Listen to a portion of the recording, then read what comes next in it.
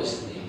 محترم حضرات، سیرت النبی صلی اللہ علیہ وسلم میں ہم لوگ سن 6 ہجری میں بات کر رہے ہیں۔ سن 6 ہجری رسول اللہ صلی اللہ علیہ وسلم ہجرت کر کے مکہ سے مدینہ گئے اور اس کا 6واں سال، ہجرت کا 6واں سال سن 6 ہجری کے واقعات پر بات کر رہے ہیں۔ سن 6 ہجری میں جو سب سے بڑا واقعہ ہوا ہے وہ ہے صلح حدیبیہ، اور جس کی تفصیل آپ لوگوں کے سامنے بیان کی جا رہی ہے۔ تو بات یہاں تک پہنچی تھی کہ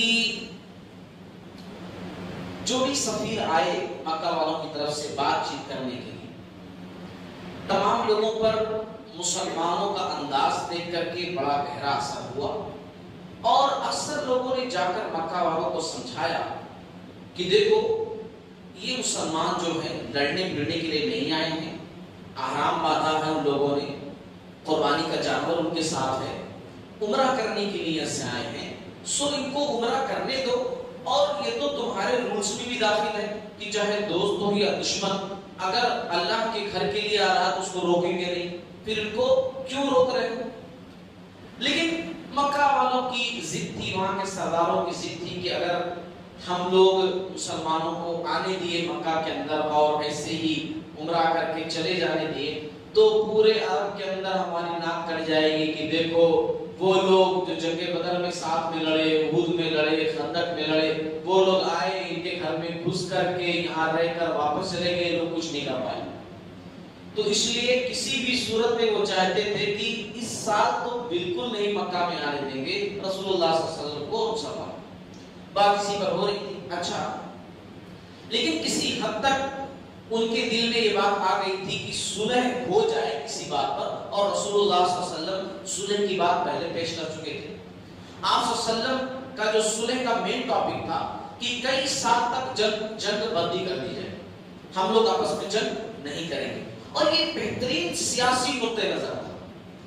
میں یہ ساری باتیں آپ لوگوں کو بیان کر رہا ہوں، خود سے بھی آپ لوگ سوچئے، بہترین سیاست تھی۔ اگر جنگ بندی کر دی جائے اور مکہ والوں سے صلح ہو جائے تو جو اسلام کے اور بھی دشمن ہیں ان سے آسانی سے نمٹا جا سکتا ہے۔ جب آپ کے 4 دشمن ہوں اور 3 دشمن سے آپ کی صلح ہو جائے تو ایک دشمن سے نمٹنا آپ کے لیے آسان ہے، مگر چاروں سے دشمنی ایک ساتھ مہنگی پڑ سکتی ہے۔ اور جنگ بندی جب کر دی جاتی ہے تو اس میں کیا ہوتا ہے، میل ملاقات ہوتی رہتی ہے، لوگ ادھر سے ادھر آتے جاتے رہتے ہیں، اور اس کا فائدہ یہ ہوتا ہے کہ باتیں ایک دوسرے تک پہنچتی رہتی ہیں۔ اسلام کا مین مدعا کیا ہے؟ اسلام کی دعوت۔ رسول اللہ صلی اللہ علیہ وسلم دنیا میں کیوں آئے؟ اسلام کی دعوت، اور اسلام کی دعوت کب پہنچ سکتی ہے؟ جب ملاقات ہو، وہاں پہنچ سکے۔ اور جب صلح نہیں ہوگی، ہمیشہ جنگ ہی رہے گی، تو ظاہر سی بات ہے اسلام کی دعوت کیسے پیش کر سکتے ہیں؟ اس لیے آپ صلی اللہ علیہ وسلم چاہتے تھے صلح ہو، لیکن لوگ ایک دوسرے کی طرف آئے جائیں، اور بعد میں جب صلح ہوئی تو اس کا فائدہ بھی، اس کا رزلٹ بھی نکل کر آیا، جیسا کہ میں بیان کروں۔ اگلے واقعات میں آپ لوگ جانیں گے اس بات۔ بہرحال جب کچھ شر پسندوں میں، دیکھو ایسے لوگ ہر دور میں ہوتے ہیں، آج بھی ہوتے ہیں، آج بھی ہیں، کل بھی ہوں گے، ہر دور میں ایسے لوگ ہوں گے۔ جب دیکھیں کچھ لوگ، کچھ جوشیلے نوجوان مکہ کے کہ یہ لوگ صلح کر لیں گے، ایسا ہو رہا ہے لوگ صلح کر لیں گے، تو وہ لوگ بولے ہم کرنے نہیں دیں گے۔ اور ان لوگوں نے کیا کیا، پلان بنایا کہ ہم جا کر مسلمانوں پر اچانک حملہ کر دیں گے، مسلمان سمجھیں گے مکہ والے پورے جو جتنے سردار ہیں سب کی رضامندی سے حملہ ہوا ہے، چنانچہ مسلمان بھی اٹیک کر دیں گے، اور ایسی صورت میں جنگ ہو جائے گی، تو جب جنگ شروع ہو جائے گی تو صلح کی بات ہی ختم۔ ان کا یہ پلان تھا۔ اچھا، ان لوگوں نے اپنے پلان کے مطابق 70 یا 80 نوجوان جو ہے وہ جبل تنعیم کی طرف سے، جبل تنعیم بولے تو آپ جو بھی لوگ گئے ہیں نا، اللہ تعالیٰ وہاں پہنچایا ہے، آپ لوگوں نے مسجد عائشہ دیکھا ہے، مسجد عائشہ کی طرف سے، جس طرف مسجد عائشہ ہے اس وقت نا، وہ طرف سے ان لوگوں نے جو ہے مسلمانوں کے خیموں میں گھسنے کی کوشش کی۔ لیکن آپ صلی اللہ علیہ وسلم ایک بہترین شخصیت کے ساتھ ساتھ بہترین سیاستدان بھی تھے، بہترین کمانڈر بھی تھے۔ آپ صلی اللہ علیہ وسلم لڑنے بھیڑنے کے لیے نہیں گئے تھے، مگر حالات کے رخ سے آپ صلی اللہ علیہ وسلم نے اندازہ لگا لیا تھا بہت کچھ، اور آپ صلی اللہ علیہ وسلم نے پہرے داروں کو مقرر کر دیا کہ بھئی سیفٹی کے لیے تمام لوگ کھڑے ہو جاؤ۔ چنانچہ محمد بن مسلمہ رضی اللہ تعالی عنہ بڑے مشہور صحابی ہیں، یہ کمانڈر تھے اس دستے کے جو پہرے داری کر رہے تھے. ان 70-80 شر پسندوں کو پکڑ لیا اور پکڑ کر کے سب کو گرفتار کر لیا. صحیح مسلم کی حدیث ہے، پوروں کو پکڑ لیا، پوروں کو پکڑ کر کے آپ صلی اللہ علیہ وسلم کی خدمت میں پیش کیا، پوروں کو گرفتار کر لیا. اچھا، لیکن اس پکڑا پکڑی میں ایک صحابی تھے زنیم رضی اللہ تعالی عنہ، وہ شہید ہوئے.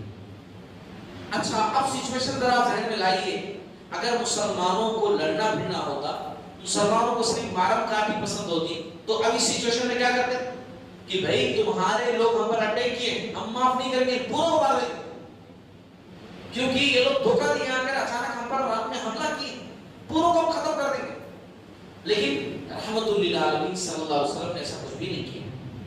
ایک مسلمان کی شہادت کے باوجود بھی آپ صلی اللہ علیہ وسلم نے کہا کہ نہیں، 40 لوگوں کو چھوڑ دو، چھوڑ دو، کچھ بھی مت دو. گرفتار جو کیے تھے نا، پوروں کو چھوڑ دیے، تمام لوگوں کو معاف کر دیے.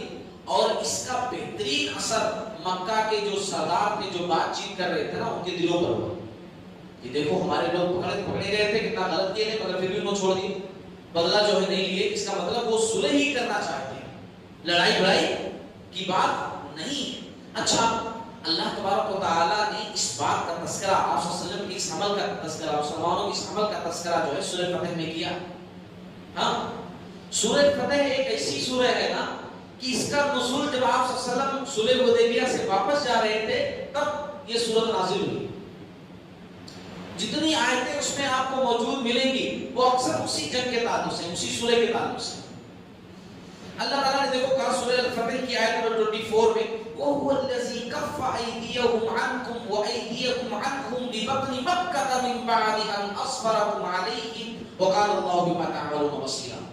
اور وہ اللہ ہی تو ہے جس نے وادی مکہ میں ان کفار کے ہاتھ تم سے، ان کفار کے ہاتھ تم سے اور تمہارے ہاتھ ان سے، یعنی لڑنے بھڑنے سے روک دیے. اس اللہ تعالیٰ نے بعد اس کے کہ اس نے تمہیں ان پر کامیابی دی تھی، تم کامیاب ہو چکے تھے، ان کے لوگوں کو گرفتار کیے تھے، چاہتے تو مار سکتے تھے اور پھر مارتے تو جنگ کی صورت ہو جاتی، لیکن اللہ تعالیٰ نے تمہارے غصے کو بھی کنٹرول میں رکھا اور ادھر بھی جو ہے سب کچھ صحیح رہا. نتیجہ کیا ہوا؟ یہ اللہ تعالیٰ کی مرضی تھی اور اللہ اسے خوب دیکھ رہا ہے جو تم اعمال کرتے ہو. اللہ ہر عمل سے باخبر تھا جو کچھ وہاں پر ہو رہا. بہرحال پھر اس کا اثر بہت اچھا ہوا، جو مکہ والے بات چیت کر رہے تھے ان کے دل بھی اور زیادہ نرم ہوئے. اچھا، اب اس بات کو یہاں ختم کرتے ہیں، ذرا ذہن کو لے کر جائیے. عثمان رضی اللہ تعالیٰ عنہ بات کرنے کے لیے مکہ گئے تھے، پچھلی قسم میں نے کہا تھا بات کرنے کے لیے سفیر بن کر مکہ گئے تھے، ہے نا؟ اس بات کو ذرا چھیڑتے ہیں. تو عثمان رضی اللہ تعالیٰ عنہ جو سفیر بن کر گئے تھے اور ان کے خاندان کے لوگوں نے باقاعدہ ان کی سیفٹی کی تھی، اپنے امان میں لے لیا تھا. اور اس دور میں عربوں کے پاس امان دینے کا مطلب کہ جس بندے نے زبان دی ہے کہ یہ بندہ میری امان میں، میری حفاظت میں، اگر اس کو کوئی چھیڑ دیا تو سمجھ لو جو زبان دیا اس کے پورے خاندان کو اس نے چھیڑ دیا. جب چھڑی آتی تھی، زبان کی ویلیو ہوتی تھی. تو ابھی جس کام سے گئے تھے کام تو مکمل ہو چکا، ہونا تو چاہیے تھا کہ ابھی واپس چلے جاتے، لیکن ابھی جو سچویشن پیدا ہوئی تھی، یہ اٹیک کرنا، پکڑے جانا، چھوڑے جانا، ایک نئی سچویشن پیدا ہو گئی نا.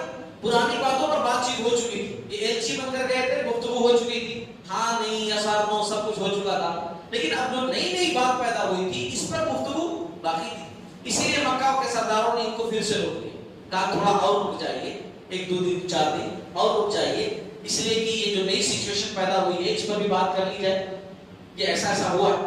اچھا، اب روک لیا ان کو. اور دوسری طرف مسلمانوں کو یہ نیوز پہنچ گئی، کیونکہ حالات ہی ایسے تھے، ابھی مکہ والوں نے اٹیک کیا تھا، حالات ہی ایسے تھے. تو افواہ پھیل گئی کہ عثمان رضی اللہ تعالیٰ عنہ شہید کر دیے. وہاں ان لوگوں نے عثمان رضی اللہ تعالیٰ عنہ کو شہید کر دیا.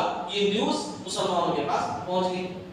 اب یہاں ذرا غور سے سنیے گا، ہمارے نبی کو جب تک اللہ تعالیٰ کوئی بات نہیں بتاتے تھے، ہمارے نبی کو بات نہیں معلوم ہوتی تھی. اس میں آپ صلی اللہ علیہ وسلم کی نعوذ باللہ من ذالک کوئی ایسی نہیں کہ آپ کی عزت، آپ کے وقار اور آپ کے رتبے کو کم کر دیا گیا ہے، نہیں. آپ صلی اللہ علیہ وسلم کے پاس وحی آتی تھی اور وحی کے ذریعے سے سب کچھ بتا دیا جاتا تھا. لیکن جب تک وحی نہیں آتی تھی کسی مسئلے کے تعلق سے اس کا علم آپ صلی اللہ علیہ وسلم کو نہیں ہوتا تھا. یہ بات اچھی طریقے سے جانی تھی. آپ صلی اللہ علیہ وسلم عالم الغیب نہیں تھے. عالم الغیب اس کو کہتے ہیں جس کو بغیر بتائے ہوئے سب کچھ پتا ہو جیسے اللہ تعالیٰ کی ذات ہے. اب آپ صلی اللہ علیہ وسلم کو جب ہر چیز وحی کے ذریعے سے بتا دی جا رہی ہے, فرشتے کے ذریعے سے ہر میسج پہنچا دیا جا رہا ہے, تو عالم الغیب کیسے؟ کوئی کہے کہ نہیں بھائی, پھر بھی اس کو بھی عالم الغیب کہیں گے کہ بھائی آپ صلی اللہ علیہ وسلم نے قیامت کی تمام نشانیاں بتا دی, قیامت کو کب کی ہے, سب کچھ بتا دیا, ایسا ہوگا ویسا ہوگا ویسا ہوگا, تو یہ سب عالم الغیب پائے, یعنی فیوچر کی باتیں جو بتانے والے اسی کو عالم الغیب کہتے ہیں. تو روز باللہ میں ظاہر کوئی بھی بندہ آج کہہ سکتا ہے کہ میں بھی عالم الغیب ہوں. اب کہوں میں عالم الغیب ہوں اپنے تعلق سے کہوں, کیونکہ مجھے بھی پتا ہے قرب قیامت میں کیا کیا ہوگا, دجال آئے گا, اتنے دن رہے گا, امام مہدی آئیں گے, یاجوج ماجوج آئیں گے, ایسا ہوگا ویسا ہوگا. ابھی آئے نہیں, مجھے سب پتا ہے, تو میں عالم الغیب ہو گیا. آپ کہیں گے نہیں صاحب, بات یہ ہے کہ حدیث میں لکھا ہوا ہے, آپ وہاں پڑھے ہیں, آپ پڑھ کر کے بتا رہے ہیں, تو اس کو عالم الغیب نہیں کہتے. کہیں اور سے انفارمیشن آپ کو مل جائے پہلے سے تو اس کو عالم الغیب نہیں کہتے. ہمارے نبی کو بھی تو ایسے ہی اللہ تعالیٰ کی طرف سے میسج دیا جاتا تھا, تو عالم الغیب کیسے کہیں؟ اب یہیں پر آپ دیکھیے کہ آپ صلی اللہ علیہ وسلم جب سنے کہ عثمان رضی اللہ تعالیٰ عنہ کو شہید کر دیا گیا, تو آپ صلی اللہ علیہ وسلم نے لوگوں کو کہا کہ آؤ بیعت کرو. بیعت مطلب وعدہ, عہد و پیمان, کہ اب ہم لوگ بغیر بدلہ لیے ہوئے جائیں گے. سفیر کا قتل کرنا یہ ہر دور میں بہت بڑا جرم رہا ہے. سفیر کا کتنی بھی بڑی بات ہو جائے مگر سفیر کا قتل نہیں کیا جاتا. تو سفیر کا قتل کر دیا, اب بغیر بدلہ لیے ہوئے نہیں جائیں گے, یہ لو آؤ بیعت کرو. میرے ہاتھوں پر 1400 صحابہ کرام 1400 صحابہ کرام سب لوگ آ کر کے بیعت کرنے لگے. آپ صلی اللہ علیہ وسلم کے ہاتھوں پر ہاتھ رکھ کر کے کس بات پر بیعت؟ کہ ہم پیچھے نہیں ہٹیں گے, شکست نہیں مانیں گے. کچھ لوگوں نے بیعت کی, مر جائیں گے مگر پیٹ پھیر کر کے نہیں جائیں گے, بدلہ ضرور لیں گے کیونکہ انہوں نے غلط کیا ہے. اچھا, اسی بیعت کو بیعت رضوان کہتے ہیں. کیا کہتے ہیں اس بیعت کو؟ اس بیعت کا نام کیا ہے؟ بیعت رضوان ہے نا, بیعت رضوان اسی بیعت کو کہتے ہیں. اسی لیے اس واقعے کا نام بیعت رضوان بھی ہے, صلح حدیبیہ بھی ہے, کئی نام اس کے بتائے گئے. بیعت رضوان اس میں خاص بات ہے بیعت رضوان. عمر رضی اللہ تعالیٰ عنہ آپ صلی اللہ علیہ وسلم کا ہاتھ ایسا پکڑے ہوئے تھے, لوگ بیعت کر رہے تھے, اور حضرت معقل بن یسار رضی اللہ تعالیٰ عنہ ایک صحابی ہیں, وہ ایک جھاڑ تھا جس کے نیچے یہ بیعت ہو رہی تھی, وہ جھاڑ کی ٹہنیاں آپ صلی اللہ علیہ وسلم کے چہرے کی طرف نہ آئے ایسا اوپر اٹھائے ہوئے تھے, اوپر اٹھائے ہوئے تھے. عمر رضی اللہ عنہ ہاتھ پکڑے ہوئے تھے اور لوگ جو ہے بیعت کر رہے تھے. اس کا مطلب یہ ہوا کہ بیعت جو ہو رہی تھی وہ ایک جھاڑ کے نیچے ہو رہی تھی. اچھا, سب سے پہلے بیعت جو ہے ابو سنان اسدی رضی اللہ تعالیٰ عنہ کی, پورے لوگوں میں سب سے پہلے ابو سنان, نام یاد رکھیے, ابو سنان اسدی رضی اللہ تعالیٰ عنہ.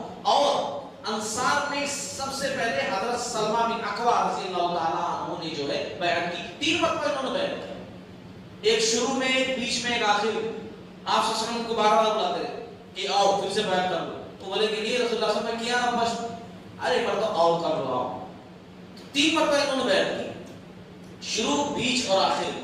اب یہاں آپ دیکھیے, اگر رسول اللہ صلی اللہ علیہ وسلم کو سب کچھ پتا ہوتا تو آپ صلی اللہ علیہ وسلم بولتے نا کہ مجھے سب کچھ پتا ہے نہیں, وہ لوگ روک لیے ہیں, ایسا وہاں ٹھہرے ہوئے ہیں, کوئی ان کی شہادت ہوئی نہیں ہے, بولتے کہ نہیں ہوتے کہ بیعت کرتے لوگوں سے, بہت بڑی دلیل ہے. اچھا, پھر اس کے بعد جو ہے آپ صلی اللہ علیہ وسلم نے یہ بھی کیا ایک کام, بہت خاص طور سے سنی, صحیح بخاری کی حدیث ہے, 4066 حدیث نمبر ہے.